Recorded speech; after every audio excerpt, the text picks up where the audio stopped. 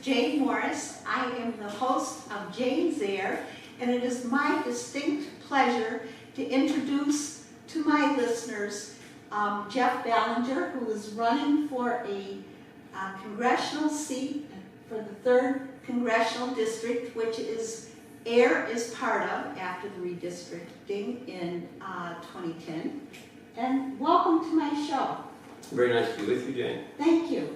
Now, this man is from Andover, as is Barbara L'Italian and Dan Coe. And so, and he is a long-time social justice advocate, and he's lived abroad, so he has an international perspective on the world. Why don't you tell me a little bit about what went into the decision to run for this seat? Well, it's very simple. I just want my party back because I've seen the Democrats go more and more for corporate contributions, and it has an impact on what they do in Congress. And I don't think they can differentiate themselves from the Republicans if they're raising money from the same Wall Street firms and insurance companies. So that's my main impetus for running. Yes. Now, you have lived in Asia, and I want you to talk a little bit about how those experiences have shaped your worldview and brought you to where you are today. It was very direct and very personal with me because when I left for Asia in 1984 for the AFL-CIO, the same year, a smart congressman from Ohio, Don Pease, put a piece of amendment onto our Trade Act of 1974 that said these countries that are benefiting from trade with the U.S. should improve their labor rights situation. So I was ecstatic. I said, this gives us a club, to beat some of these repressive dictators with. And if they don't improve their labor rights, they don't get access to our markets. So 5 years later, we had 2 very strong cases, Indonesia and Malaysia, and a Democrat in the White House. But you know what? That Democrat, Bill Clinton, sided with the businesses, the electronics industries in the case of Malaysia, and apparel and shoe companies in the case of Indonesia, and killed those trade cases. So instead of delivering real improvements for those workers and improving the stature of the United States in that part of the world, we were seen as just exploiters. So what has contributed to that exploitation, do you think?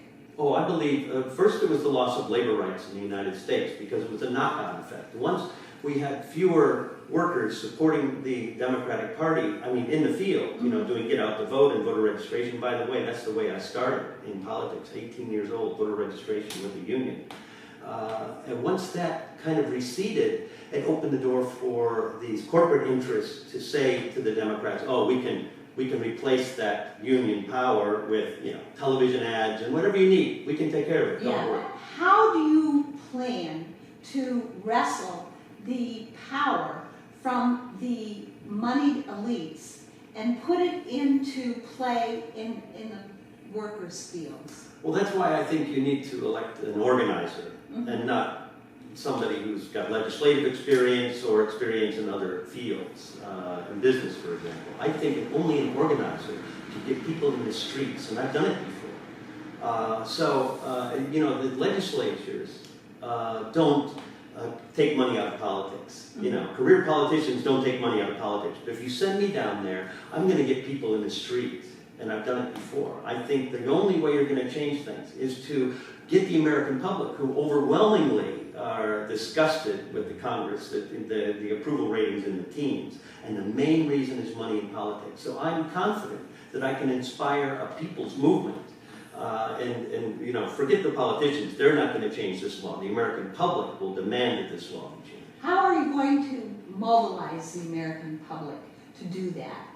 Well, it takes an organizer who has skills in communication. Now, when I was in law school, I took courses in international law and human rights law. And then I took all those courses and I said, oh my God, there's no place to adjudicate. And then I took all the media courses. And then I said, you adjudicate on the streets. You take the argument to the streets. And we did, in the case of Nike, have massive protests across the United States about that company's practices in Asia. So I know it can be done. Yeah. Well, it's going to be very, very difficult, I think, to to mobilize people, because I think that there's a need. I think the American people are feeling a need to mobilize, but they're lacking leadership. That's all so critical. I agree 100%, because look at all the different good government groups we have. They're very effective. You know, they're very well funded, but they won't get behind, for example, a candidate who wants to get money out of politics. You know, Right. because they're a nonprofit organization and they can't be partisan, right? So all those organizations need somebody to put their efforts into a single focus, and I really think I can do that. Great. Now, tell me the countries that you have lived in. Just there's quite a list. Yeah. Well, I've worked And in... some of the things that you've done, background, so that suits you to take this task on. Right. Turkey, starting with Turkey, Azerbaijan, Indonesia for years, worked in Kazakhstan and Eastern Europe for maybe several countries in Eastern Europe. And then we lived in Western Europe, which was very interesting because we saw different kinds of capitalism. You know, in Germany, for example, they don't worry about trade schools, training people for the next jobs. Their businesses do it, because their businesses are not very short-term oriented like ours are. So we have different forms of capitalism that I think can be brought to this country and implemented, because, you know, we have a very rapacious business community in the United States. Not to say that we don't have very good businesses. Right here in the Merrimack Valley and the Metro West, you know, the Market Basket story is inspired. Right. In many ways. Right. You know, Southwick factory in Haverhill, you know, making suits and shirts. And New Balance.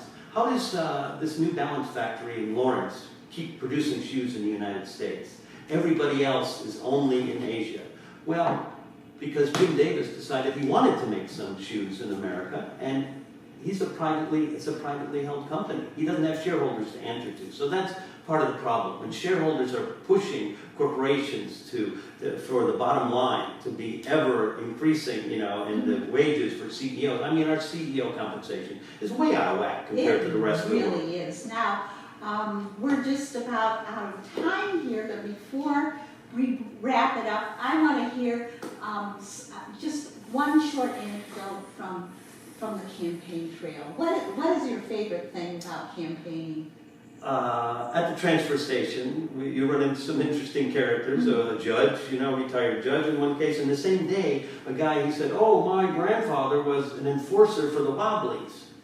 The Wobblies? I said, "The Wobblies?" I said, "Really?" He said, "Yeah, and he threw some Pinkerton guard in a river in the Lawrence, in the Merrimack River." Tell my listeners and viewers who the Wobblies were. Well, the Wobblies were the radical, mostly Italian organizers and people who came from Europe that weren't afraid of socialism. You know, they knew that socialists were, you know, part of the political landscape, and they brought that energy to, you know, organizing in the United States. They were some of the most effective organizers that we've ever had, and it was a great experience for me to see in that Lawrence Textile Museum, where the looms are, you know, this interview with the boss of a factory and a worker of a factory and a wobbly organizer. So I thought this is going to be the only museum in America where you can see an actual wobbly.